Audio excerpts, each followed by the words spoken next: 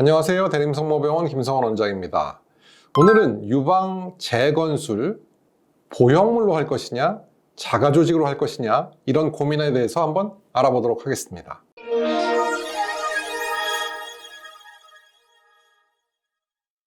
유방암 수술은 유방을 보존하는 부분절제술과 유방을 전체를 절제하는 전절제술이 있습니다. 그러면 어떤 경우에 어떤 수술을 해야 될까요?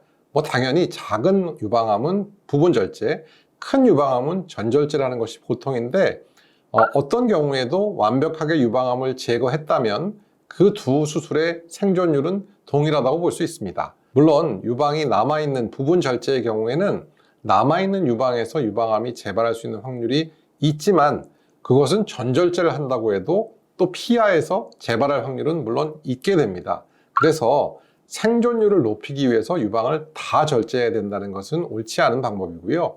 유방암의 크기, 유방암의 범위에 따라서 보존과 전절제는 결정을 되는 것입니다.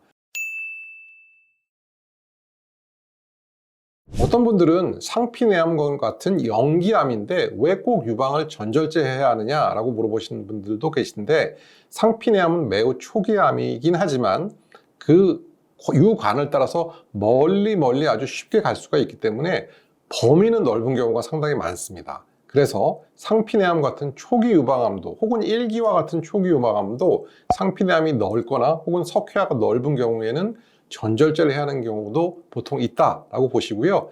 대한민국에서는 현재 한 70% 정도의 환자들이 부분절제를 하고 있고 30%의 환자들이 전절제를 하고 있습니다. 보형물에 관한 제거를 말씀드리면, 보형물, 실리콘으로 이루어진 보형물을 넣게 되는 것이죠. 예를 들어서 물주머니를 넣는 것과 비슷한 느낌이 될 텐데, 그 보형물이 간혹 터지기도 하고 염증이 생기기도 하고 또 구형구축과 같은 부작용이 생기기도 합니다. 하지만 그런 부작용들이 그렇게 많이 일어나는 것은 아니어서 그런 부작용이 무서워서 보형물 제거를 안 할 이유는 저는 없다고 생각을 하고요. 또 어떤 분들은 이게 마치 배터리처럼 주기적으로 5년에 한 번, 10년에 한 번 이 보형물을 교체해야 되는 거 아니냐라고 물어보시는 분도 계신데, 문제가 생기지 않는 한 이 보형물은 반영구적으로 사용할 수 있다라고 이해하시면 되겠습니다. 다음은 두 번째, 본인의 자가조직, 뱃살이 됐든 등살이 됐든 자신의 조직을 이용해서 수술하는 방법이 있는데요. 보형물 재건보다는 조금 처진 가슴을 만드는데 용이하긴 합니다. 하지만 유방을 만들기 위해서, 유방을 재건하기 위해서 다른 부분에 굉장히 긴 상처, 복부의 경우에는 보통 이 정도의 상처가 나오고 또 등살을 이용하는 경우에는 한 이 정도의 상처가 나는데, 새로운 상처를 만든다는 점에서는 그렇게 썩 바람직해 보이지는 않습니다. 그래서 자연스러운 점이 있을 수 있고 또 지연 재건을 하는데 더 장점이 있을 수는 있지만 또 다른 상처를 만든다는 점에서는 보형물 재건보다는 또 단점이 될 수도 있겠습니다. 수술 후에 생길 수 있는 합병증은 모두에서 합병증이 생길 수는 있습니다. 물론 종류가 좀 다를 수는 있는데요. 보형물을 이용한 재건의 경우에는 염증이 생기는 경우가 간혹 있습니다. 또 염증이 생겨서 또 구형구축으로 이루어지는 경우들도 간혹 있기는 합니다.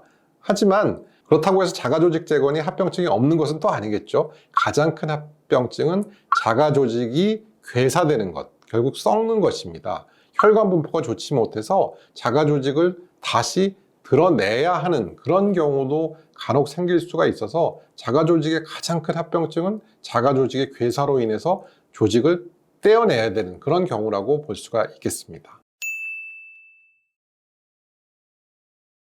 유방 재건은 사실 의무는 아니고 선택사항이죠. 어떤 분들은 나는 재건 없이 그냥 유방 절제만으로 충분하다라고 할 수 있고, 어떤 분들은 재건을 꼭 원하시는 분들도 계신데, 특별히 내과적인 질환이 심각한 질환이 있거나 혹은 재발의 위험이 상당히 높은 경우를 제외하면 재건을 웬만하면 권하는 추세입니다. 그 이유는 재건 없이 유방을 수술했을 때 상당히 일단 옷을 입는 게 불편하다는 거죠. 양쪽의 균형이 안 맞기 때문에, 또 특히 수영복을 입는 것들이 굉장히 불편하다고 할 수가 있겠고요. 어떤 분들은 병이 다 나은 다음에 나중에 몇 년 뒤에 하겠다고 말씀하시는데, 그렇게 지연 재건을 하게 되면 굉장히 힘듭니다. 다시 말해서 즉시 재건을 한 경우에 수고가 100이라면 지연 재건을 할 경우에는 수고가 2배, 3배, 어떤 경우에는 5배까지도 생기는 경우가 있어서 저는 어차피 하실 거라면 즉시 재건을 할 것을 권장드리고요. 어떤 분들은 또 방사선 치료 때문에 부작용이 생길 수 있어서 지연 재건을 하는 것이 어떻겠냐는 의견을 주시기도 하는데, 부작용이 생기더라도, 구형 구축이 생기더라도 즉시 재건 이후에 교정하는 것이 지연 재건을 하는 것보다는 훨씬 더 쉬운 방법이다라고 말씀을 드리고 있습니다. 네, 오늘은 유방 수술 후 재건에 관해서 한번 이야기해 보았습니다. 어떤 상황에서든 재건이 가능하다면 저는 재건을 적극적으로 활용하기를 권장드리겠습니다. 감사합니다.